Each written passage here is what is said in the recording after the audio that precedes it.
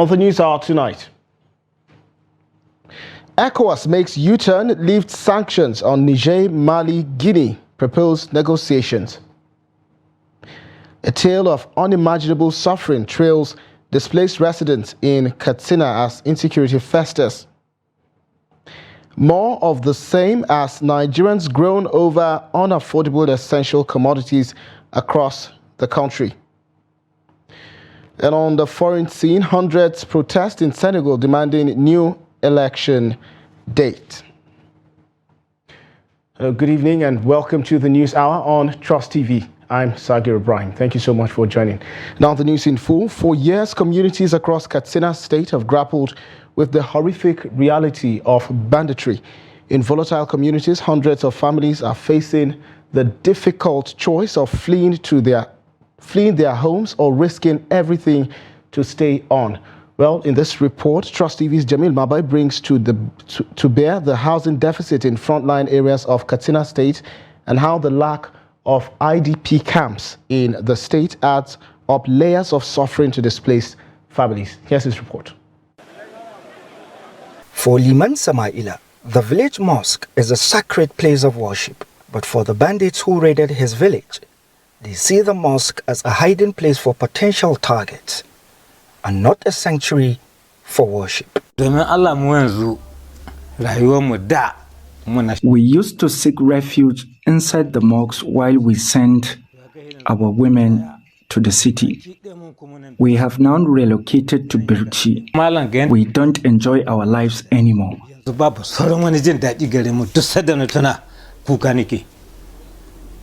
Driven from their homes, hundreds of families in frontline areas have chosen either to flee to safer communities or stay and risk everything. My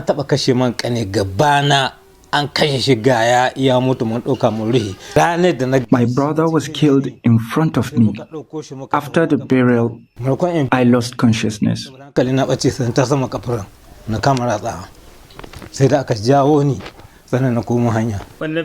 Ibrahim Sani, a farmer, shares similar pain. Their stories, often untold, paint a picture of hardship and abandonment. I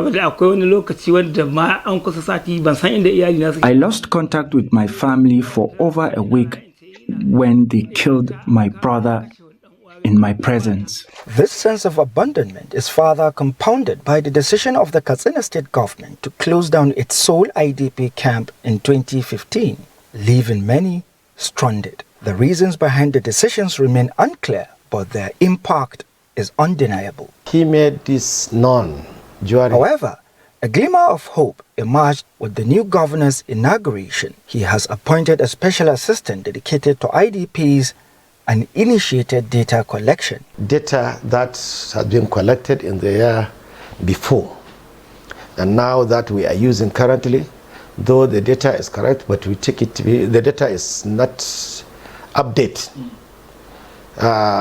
We have 223,473 number of displaced persons in Katsina State. So we are faced with that challenge. While the path to long-term solutions may be long, the displaced families of Katsina desperately need immediate support. Jamil Mobay, Trust TV, Katsina.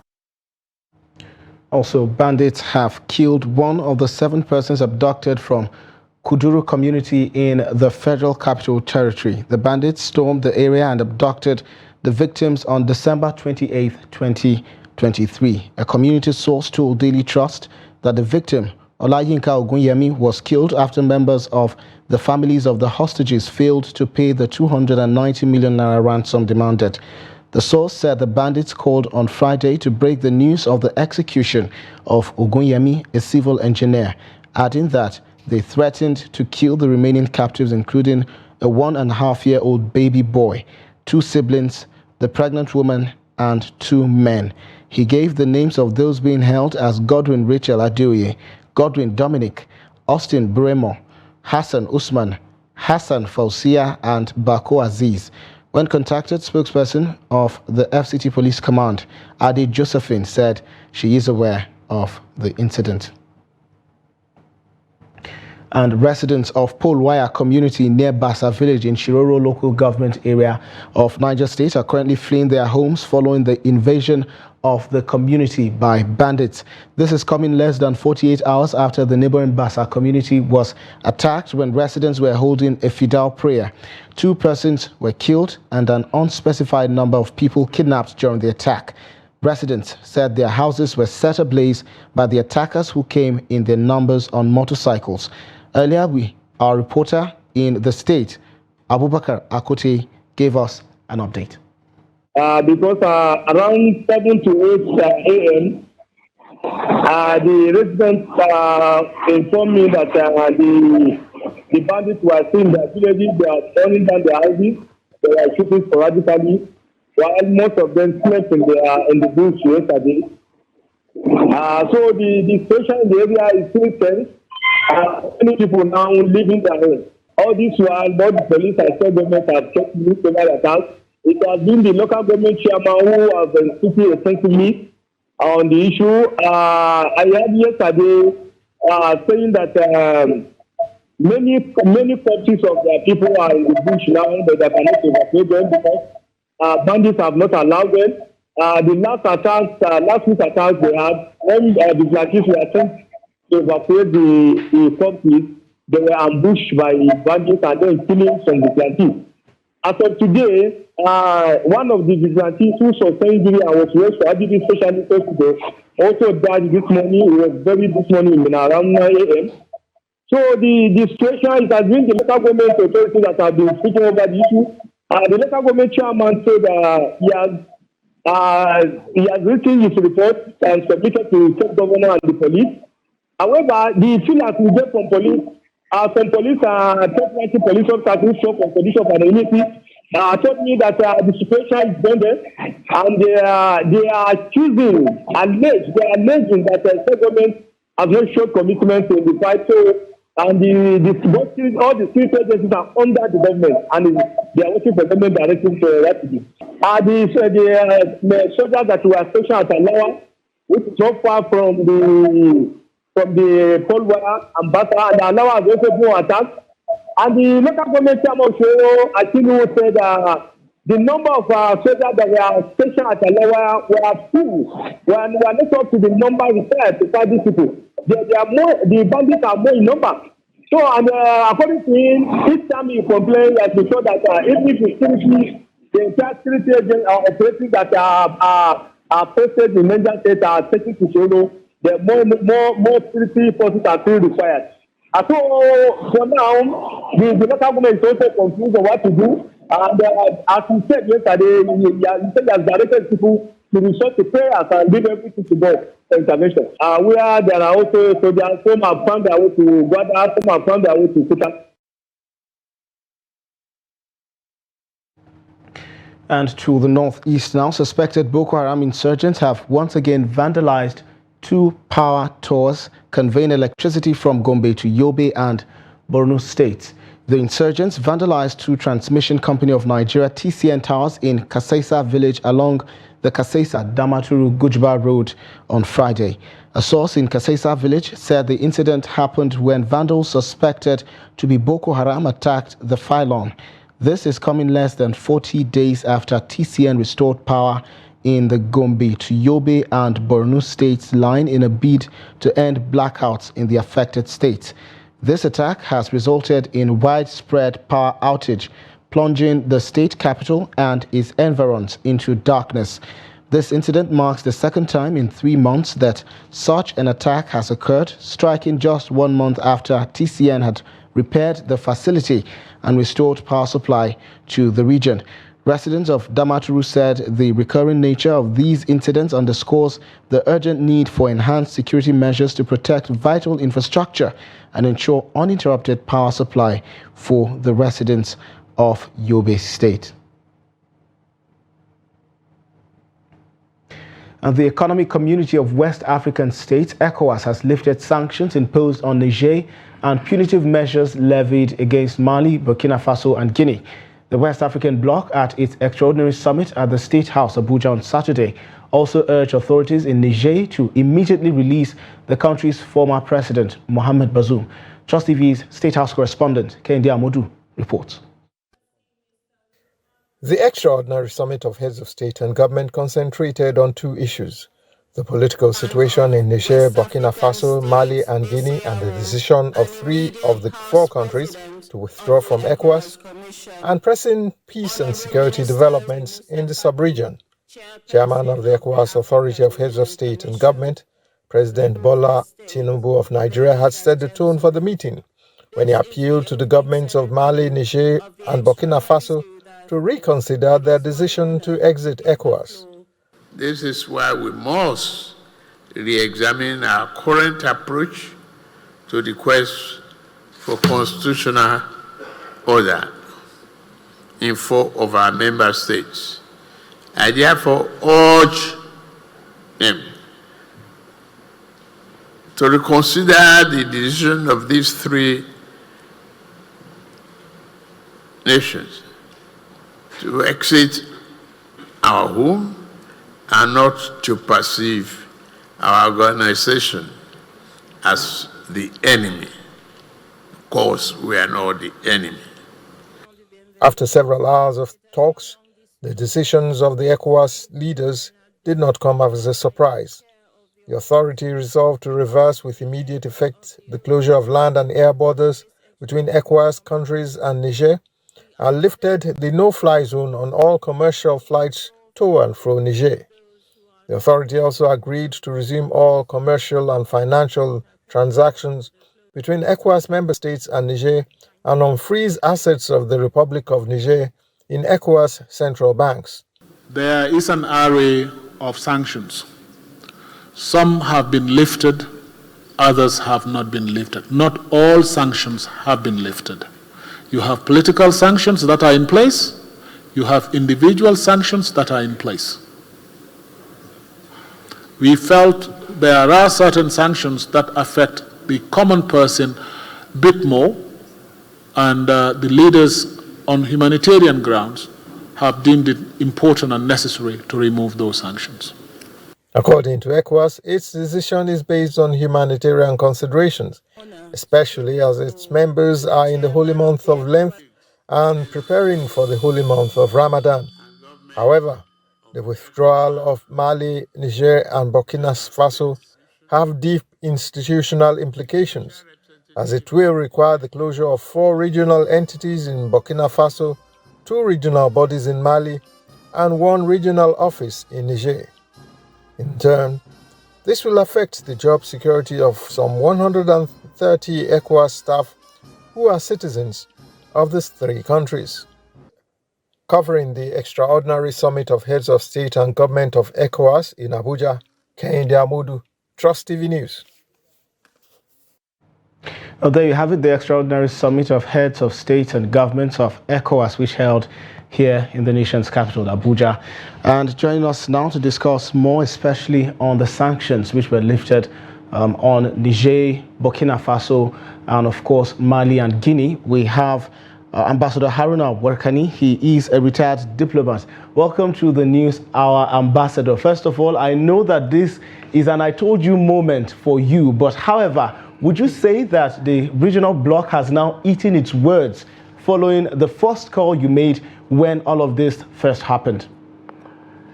Well, thank you for having me once again, and evening viewers. Yes, it is. I told you moment, because in July, when the coup, particularly in Niger, occurred, here on this same platform, I made it very clear that those sanctions were not appropriate. Neither the suspension of the member states or the threat of military intervention, as it were, and particularly the disconnection of electricity to the Republic of Niger by Nigeria, because that should have been treated strictly as a bilateral problem rather than a multilateral problem that should involve ECOWAS. Nigeria and Niger signed a treaty before the building of the dams on the river Niger, namely Kainji and Jebba. It has nothing to do with ECOWAS because it predated the existence or commencement of ECOWAS in 1975. And therefore, Nigeria's national interest was at stake. There was no good reason for that action to have been taken. Now, the sanctions were imposed. And like we have seen in the reports by the president of the commission, Dr. Toure, the classification of the sanctions didn't really matter. What mattered most was these member countries were put under sanctions, which was not too good because it's an internal matter which should have been handled differently. Agreed, in the past, it has been the regular or traditional approach whenever coups occurred in member countries. But times have changed. The dynamics of international relations have changed. And managing ECOWAS matters would require much more thinking, action, and direction in different ways than what it was done since July. Now we can see the implications of some of these extreme measures. Extreme measures elicit extreme reactions, which is what we got. Extreme measures by ECOWAS and extreme reactions by the three countries, particularly to say they are quitting and forming a confederation. Indeed. Okay, now, Ambassador, would you say that ECOWAS had first put the cart before the horse by first activating a standby force instead of exhausting all of the diplomatic options which were available to it? Well, sincerely, the issue of the use of military force to invade or the threat to invade a country, a sovereign country for that matter, who was a member of the commission, the community, was very wrong. We did say so. Standby force ordinarily should have been utilized to restore normalcy where you have difficulties between maybe two member countries. But where you have internal issues like coup d'etat, etc., change of government, whatsoever it is, the use of the standby force was totally out of place. And as of that time, if you recall, I did say, and I repeat here, it was an unnecessary posturing, and threatening a country by invasion was totally uncalled for because it remains a friendly country. And for Nigeria in particular, as a neighbor of Niger, that was not too good. And don't forget, Nigeria and Niger share common affinities, Indeed. special relationships, even in international fora. And therefore, relationships should be handled carefully because Indeed. it involves much more than we see and hear. Indeed. Ambassador, you spoke about changing times and changing dynamics. Would you agree that that is the situation now, especially for these three nations who were once seen, as probably the ones with the hothead? Bearing in mind that Guinea is now also part of these nations, and seeing that these nations had time to hobnob with countries like Russia and even also China at some point, does this give them some sort of advantage on the bargaining table, especially now that ECOWAS is open to negotiations? Well, we said so because the world is no longer unipolar, neither is it multipolar. Today, the world is polypolar because the centers of power, or superpowers, as it used to be called, have multiplied and diversified. Russia has taken a center stage that you cannot avoid in international relations, whatever it is. And don't forget, in faraway Central Africa, that country suffered so many years of neglect by the international community when the bandits or terrorists overran the country, literally speaking. United Nations peacekeeping were there, France was there with its bases and what have you. Nothing happened until Russia stepped in, restored peace and democracy. Now, in the sub-region of ECOWAS, we are witnessing the same thing. Interestingly enough, just recently, Russia had made it very clear she was building a nuclear power plant for these three countries so that the perennial power supply interruptions could end And the resources for this nuclear power station exist within these countries. Ambassador, would you now say this is some multi-level chess game, especially because a former Minister of Foreign Affairs, Professor Bolaji Akinyemi, had mentioned at an interview at one point that ECOWAS is being turned into a confrontational field between Russia and USA, and the move, especially by Mali, Niger, and Burkina Faso, was one that was advised by maybe Russia to reduce the power, especially of the West, in this part of Africa. Well, clearly, we did say Russia has emerged as a very credible superpower on a different platform altogether. Russia is not here to colonize. It is not here to colonize any country.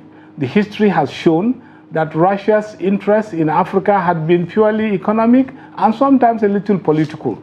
Now, no country of the superpower levels has ever exhibited this kind of friendship to Africa like Russia.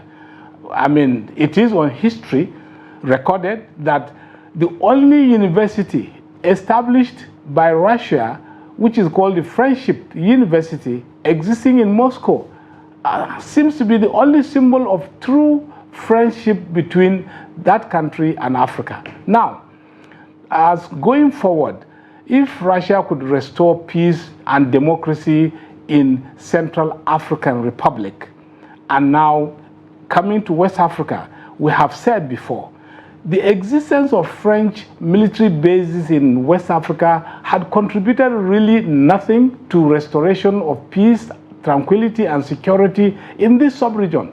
Therefore, the France and its allies, America in particular, poses more threats to West Africa than their activities here. And therefore, even the Nigerian government, I think time has come for us to rethink our foreign policy positions and practice by looking very closely at what France in particular has done as damage to Nigeria and the issue of, for instance, the Boko Haram. You cannot distinguish between this and the other.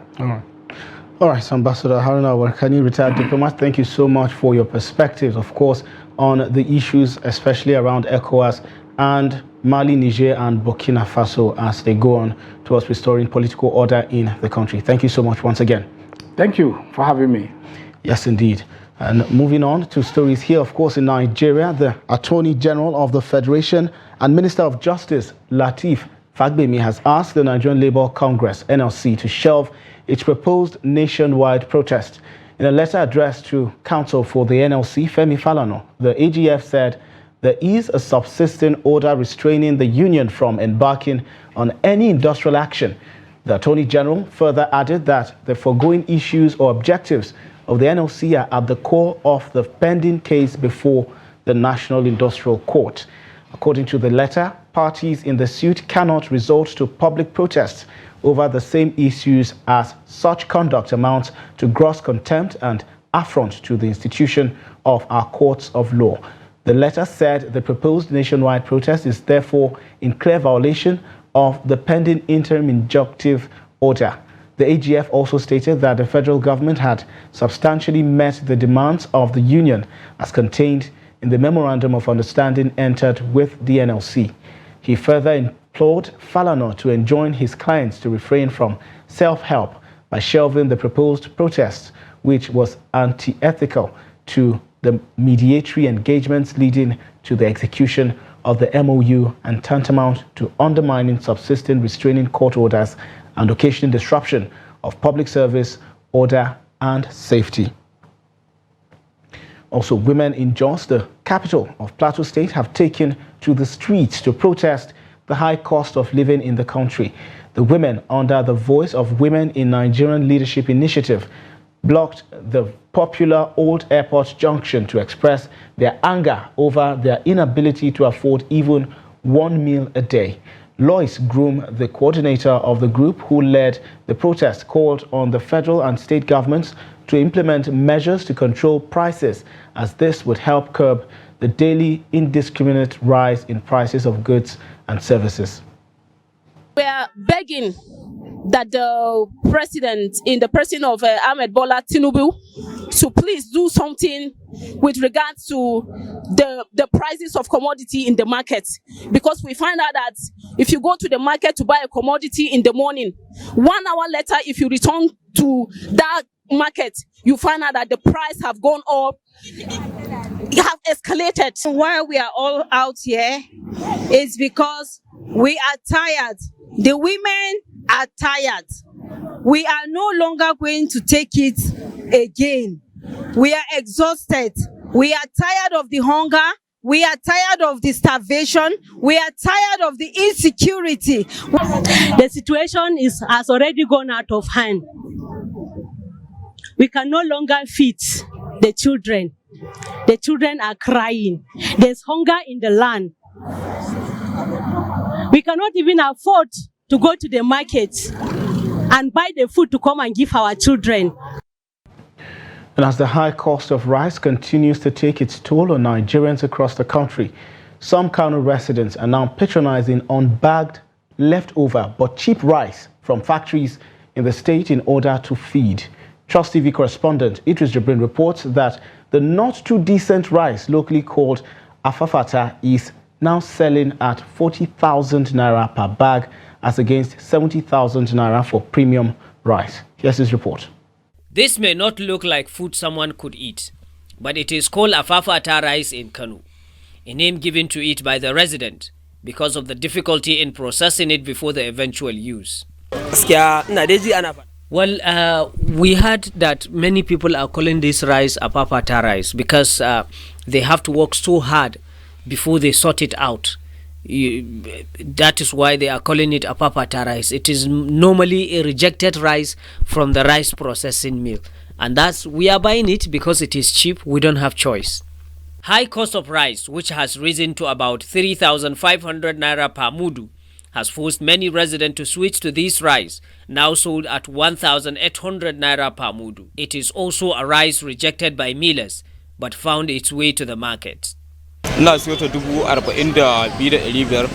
Well, actually, we are selling this rice. We used to get it from the company. It's a rejected rice, and we are selling one bag about 40,000 naira, 42,000 naira. In some places, they sell it 35,000, 38,000 naira.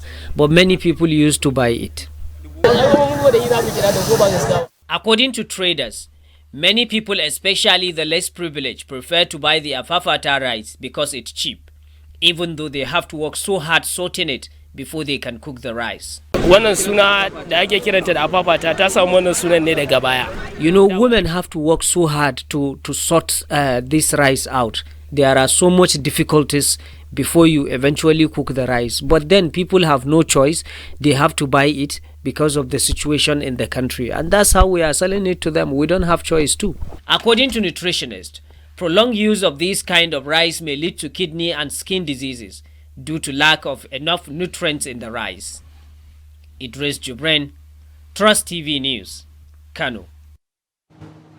There you have it. And also, as prices of food items continue to increase, residents of Birnin Kebbi have been lamenting the astronomical increase in the price of rice, which is largely farmed in the state. Evelyn Garba reports that most residents find it ironic that despite government's heavy investment to local production of rice in the state, the commodity has remained expensive. Here's a report. With the nation dealing with an emerging food crisis due to the continuous increase in food prices, residents of Birnin Kebbi are seeking government intervention in the area of price reduction of food items, especially that of rice, which is most consumed food item. It will be recalled that in 2015, ex-President Muhammadu Buhari launched the Anchor Borrower Scheme, which was intended to create a linkage between anchor companies involved in processing and smallholders farmers on key agricultural commodities. However, over the past few months, the increase in fuel price has affected food items across the nation, with Kebbi not left out. Beginning from early last year, when it was sold for 59,000, it has virtually increased to 80,000 naira per bag, leaving many utterly bewildered. How can you think that somebody will buy 17? It's not everybody that will buy it, because the thing is getting, last year is better, but this year the thing is getting worse every day by day. We thank Allah for everything because the price of local rice has started coming down. It used to be 1,500 for a local major, but now it is 1,400 naira. We are hopeful that it will continue to come down. Some residents, especially civil servants, say their salaries can barely feed their families, let alone doing something else. My husband is a soldier, and we are earning almost 80-something thousand, let me just say 100 and something thousand naira in a month. So when I go to the market to buy things, it will not be enough for me and my family, talk more of my children that are in the school. When contacted on the increase in the price of rice, a rice miller in the state, Al-Hassan Yusuf, explained that within a period of 3 months, the price of paddy rice has almost doubled. The purchasing price, the way processors buy it, from the people that supply it, we are buying paddy at the rate of about 350, 360 naira per kilogram. But now, as I'm talking to you, we are buying the paddy at around 580 naira, per kilogram, just in a little space of just 3 months' time. Residents are hopeful that government will put in place policies that will address the rising challenge of feeding the nation in order to avoid a looming crisis. From Birnin Kebbi, Evelyn Garba, reporting for Trust TV News. You're watching the News Hour on Trust TV. Coming up shortly. Imo residents decry surging price of sachet water. This and of course more stories on the cost of living in Nigeria after the break. Join us again. Thank you for staying with the News Hour on Trust TV. Now recap of our major stories again. ECOWAS makes U-turn, lifts sanction on Niger, Mali, Guinea, proposed negotiation. A tale of unimaginable suffering trails displaced residents in Katsina as insecurity festers. Moving on to more stories now. Cow skin, popularly called pomo in Nigeria, is a cherished ingredient among Nigerians as it holds a special place in the nation's culinary landscape. This unique ingredient made from cow skin undergoes a meticulous process to become fit for consumption, often finding its way into soups to enhance their flavor. In the bustling market of Lagos, the price of pomo has seen a notable increase, moving from 8,000 naira to 10,000 naira per bag, reflecting its growing demand and significance in the daily diet of Nigerian citizens. Trust TV's Victoria Tokolo, who visited the market, has more in this report. In the vibrant market of Lagos, a culinary transformation is underway. Cow skin, called pomo by Nigerians, historically seen as a staple for the less privileged, now finds its place in the kitchen of many, a testament to its growing appeal in times of economic strains. The dietary staple celebrated for enriching soups with its distinct taste has not been immune to economic pressures. Once available for as low as 50 naira, the price for a bag has surged from 8,000 naira to 10,000 naira, reflecting its increased demand and diminished availability. This pomo is Jebu pomo, and as you are seeing this pomo, there's no other thing that's cheaper than this one. It's only pomo that we are using in Nigeria.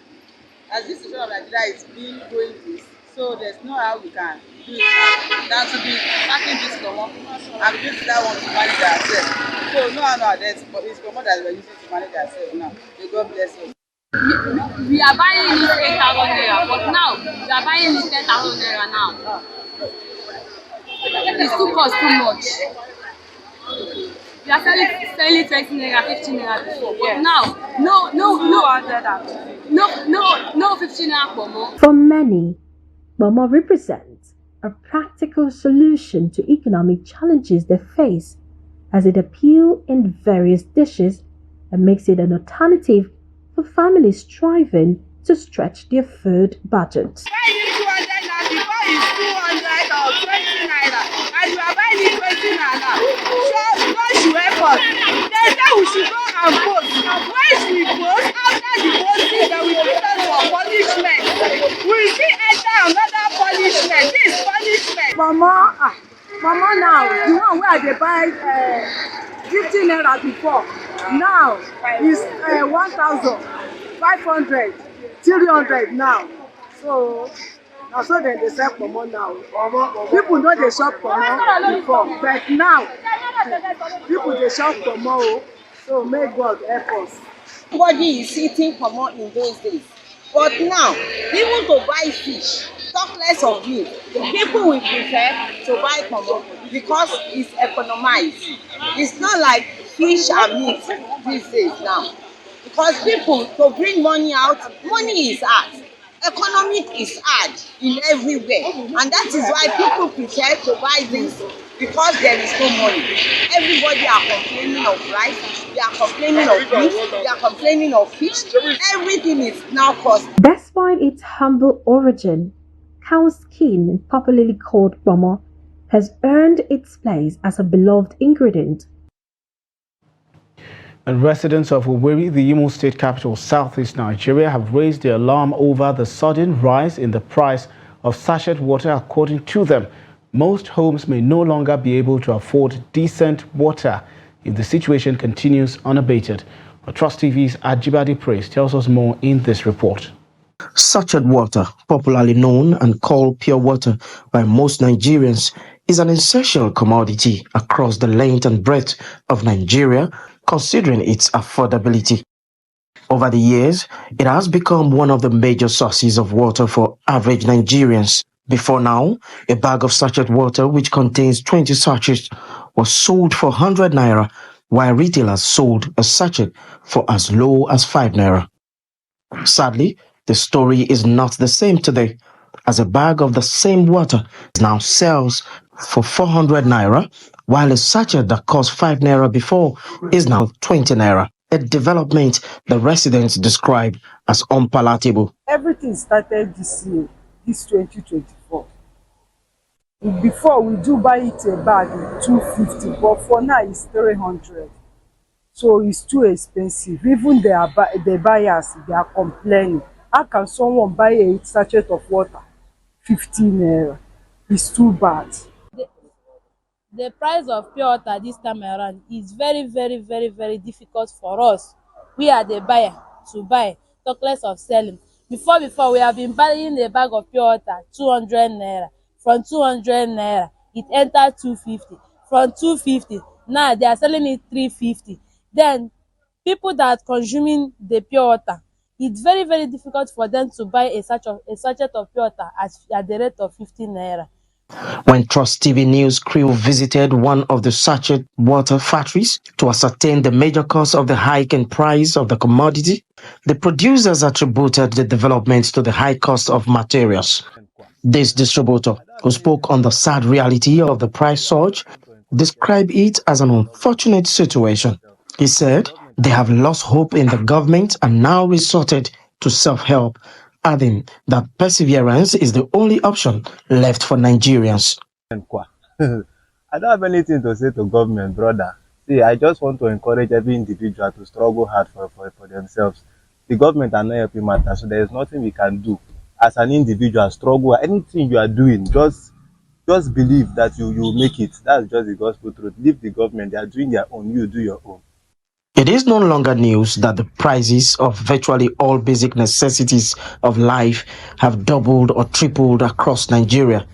The masses are hopeful that the government at all levels will implement policies that will cushion the effect of the ongoing hardship. Ajibade Praise, Trust TV News, Owerri. The television arm of Media Trust Group has won the 2023 Outstanding Television Station Award. The award was presented by the New Frontiers Television of the Nigerian Baptist Convention in his 10th anniversary merit award in Abuja. Well, Trust TV's Neil Samson was at the award presentation ceremony and now reports. Trust TV.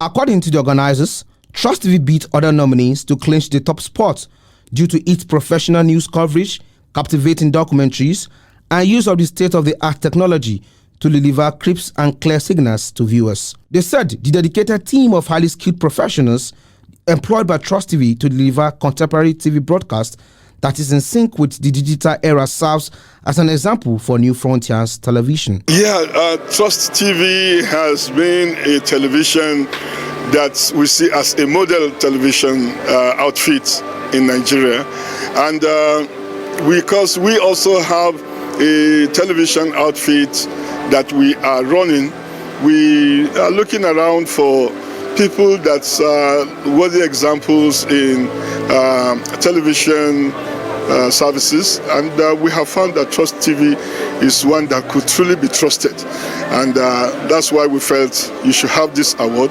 We like your setting, your organization. We also know some of the personalities involved, and they are people of tested character. And through Trust TV, the word of God has also been manifest to people, bringing people closer to God and exposing kingdom ministry to the whole world. We chose Trust TV because of their exemplary performance in executing those kinds of programs that we figure that are actually enriching to mankind, and that is exactly why they deserve it. Among other awardees was the immediate past sports minister, Sunday Dare, who backed the Distinguished Service Award. I feel very excited about this recognition and this honor coming from a Christian television, the New Frontier television. I thank them for the recognition and also for the validation. But also, it also propels me to do more in the service of the nation, in the service of my denomination, and in the world of Christianity, and of course, journalism. The award was received by Trust TV's head of programs, Jonathan Zamani. Noel Samson, Trust TV News, Abuja. Very big congratulations to the team here at Trust Television, of course. And moving on to other stories, health experts have called for a swift response from relevant agencies of government to halt further the spread of measles in Borno State. Reacting to the recent rise in the number of measles cases recorded in the state capital, Maiduguri, they warned that any further delay could endanger the lives of children. Trust TV's Beatrice Kuriti reports. The Gwange Clinic is one of the health centers where isolated cases are treated. The facility is struggling to contain the outbreak of measles with a record of more than 7,000 cases, despite treating 9,618 patients, mostly children. The facility admits more than 30 patients daily.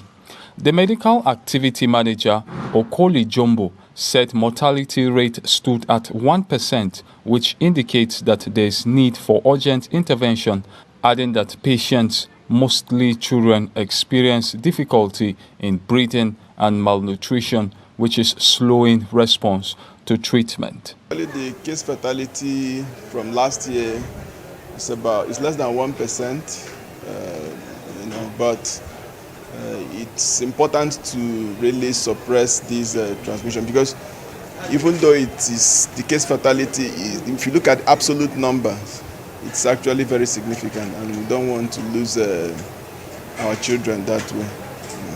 At some point, we still expect the numbers based on the trend and the pattern over the years. We still expect the numbers to go up. So at one point, we might become overwhelmed.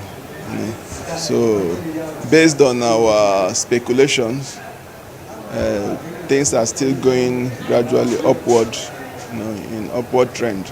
Now they have taken up the whole ward, the whole unit in the hospital is filled by cases. Measles is a childhood infection caused by a virus which can be prevented with a vaccine. The disease globally claims over 200,000 lives annually. Some of the patients' parents share their experiences.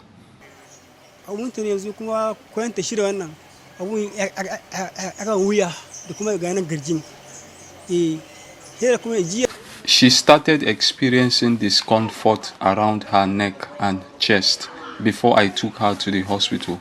The mom was not at home because she had gone to Gamboru, although she was not running a temperature.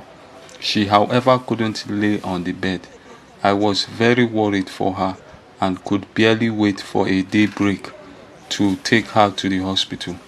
Yesterday, we were taken to another section of the hospital where she started receiving treatment. He wasn't feeling too comfortable, so they inserted a tube in his nostrils. After that, he was relieved, but when they removed it, breathing became difficult. Right now, we have spent 3 days in the hospital. Before we came to the hospital, he couldn't breathe normally and he wasn't eating. But now, he eats and breathes well. Health experts are calling for effective sensitization of the public to curtail the outbreak in vulnerable communities. Bitrus Kuruti, Trust TV News, Maiduguri. And one of the governorship aspirants in the February 22nd primary election of the All Progressives Congress, APC in Edo State, Dennis Idahosa, staged a protest at the National Secretariat of the party in Abuja demanding justice. Idahosa, who was initially declared winner of the February 17, 2024 primary election by the Imo State Governor, Hope Uzodinma, also threatened to drag the party to court if justice is not done. He, however, appealed to President Bola Tinubu to call the National Working Committee to order by restoring his candidature, as pronounced by Governor Uzodinma. His protest comes days after the APC cancelled the election, which produced him as the party's candidate for Edo State governorship poll billed for September 2024.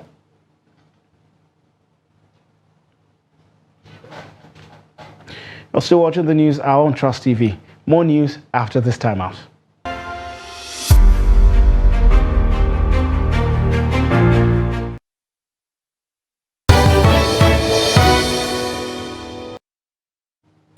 Welcome back. We're now joined Chiamaka Nwafo, who stands by for news in the world of business.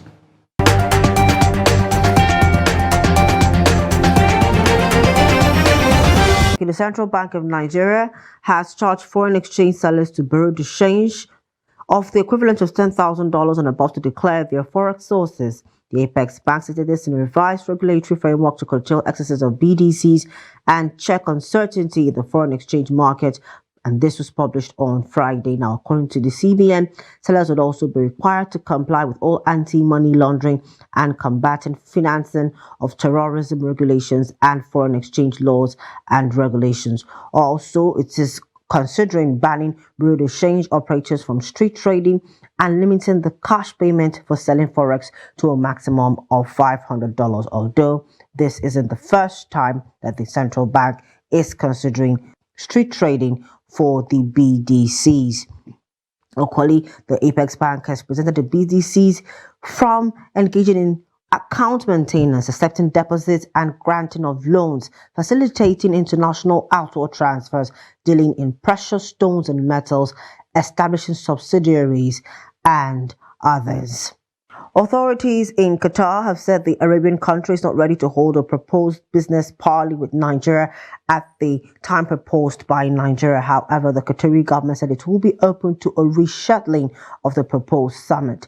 Qatar, a fellow oil-producing country with about 1.3 million barrels per day production, made its position known in its note gone public by the Embassy of the State of Qatar in Abuja. The Qatari government noted in the letter it is unable to host the business and investment forum proposed by the Protocol Department of the Ministry of Foreign Affairs of Nigeria during the state visit of President Bola Ahmed Tinubu.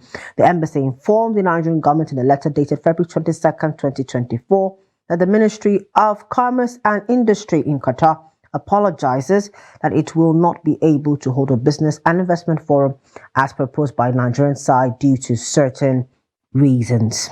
That's the much we have for you on business. I am Chiamaka Nwafo. Thanks to Chiamaka for business. And away from Nigeria now, several hundreds of people demonstrated in Dakar on Saturday, calling on the president to set a date to elect his successor before his term ends on April 2nd.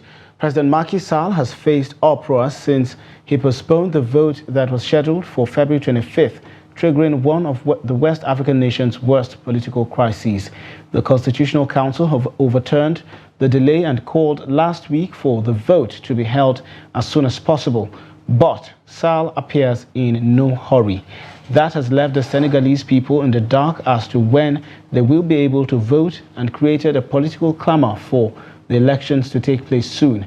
Saturday's protest saw hundreds answer the call of the F-24 opposition grouping to gather on a sandy open space in a popular quarter of the capital. In an apparent move to pacify public opinion, Sall has said he would consider provisional releases, pardons, or an amnesty law for opposition figures, including Sonko and his deputy, Bassirou Diomaye Faye, who is also in jail. So on the international scene, the helicopter conveying the Group Chief Executive Officer of Access Holdings PLC, Herbert Wigwe, and others was seen by several witnesses in vehicles who reported it as a fireball before its eventual crash. This was disclosed by the U.S. National Transportation Safety Board in the preliminary report it published on Saturday morning. Wigwe, his wife, son, the former group chairman of the Nigerian Exchange Group PLC, Abimbola Ogunbajo, were all in the Airbus helicopter which crashed near Halloran Spring, California on February 9, 2024. All 6 people on board, including the pilot and co-pilot, have been confirmed dead. According to the NTSB, witnesses reported that the weather on the fateful day of the helicopter crash was a mix of rain and snow. It also stated that the automatic dependent surveillance broadcast ADSB technology built in the helicopter that provides the position of an aircraft recorded an increase in ground speed before the crash. And in sports, the first edition of the Celebrity Global Fight Tour has been scheduled to kick off in Abuja. It is billed to begin with a weigh-in event in the nation's capital. Trust TV's Adeniyi Ajishafe has more. The football tournament organized in the nation's capital, Abuja, is part of efforts to create awareness and show support for sustainable development. 4 teams battle for honors at the football event that had Power FC, One Power FC, Golden Boys and 5 Stars on display en route to the final. Golden Boys FC sporting yellow jersey took on 5 Star FC, who were adorned in white. In the 8-a-side football match, 3 goals were scored in the first 12 minutes by 5 Stars, who dominated the match against Golden Boys FC. 5 Stars later added another 2 to show class. Organizer of the event said football is a unifying factor, which has become a voice to fight issues facing the society. Football unites all, and we can even use the AFCON concluded match. You see how everybody came together. It was a thing of joy for Nigerians. So football has been the beacon of light to bring people together. So that is why we used it as an initiative to help promote grassroots players. 5 Stars FC player Kasali Mubarak, who scored 4 goals in the game with an assist, wanted more despite the short time, while Orachinedu Miracle of Golden Boys FC felt his team lost control of the match from the beginning. I used to score more, but because of the time is not that much, 12 minutes. So before I scored the 4 goals I scored, I'm okay with that. I feel good because this is my first edition in this competition, so I just have to play to see what I can achieve from it. I feel sad. Yeah, we lost. Not confidence enough. I was quite tense. Even our teammates were quite tense. So, not make it. We lost 5-0. Yeah, we don't have a good pattern of play.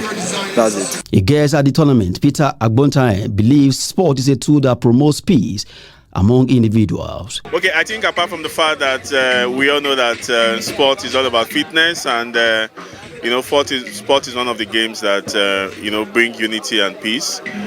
This competition is more or less like to take away the so many Nigerians that are in poverty, and to see how to contribute to the little that the organizers can to eradicate poverty in the society, and also to bring the most important thing, the unity that exists in sport.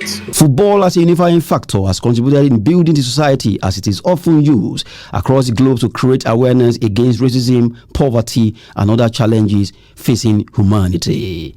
That's Sport News. I'm Adeniyi Ajishafe. Thanks to Adini for sports news, and indeed that wraps up the news hour on Trust TV. Do well to follow us across all of our social platforms and catch our live stream on YouTube for more news programs and documentaries. I'm Sakir Ibrahim. Good night.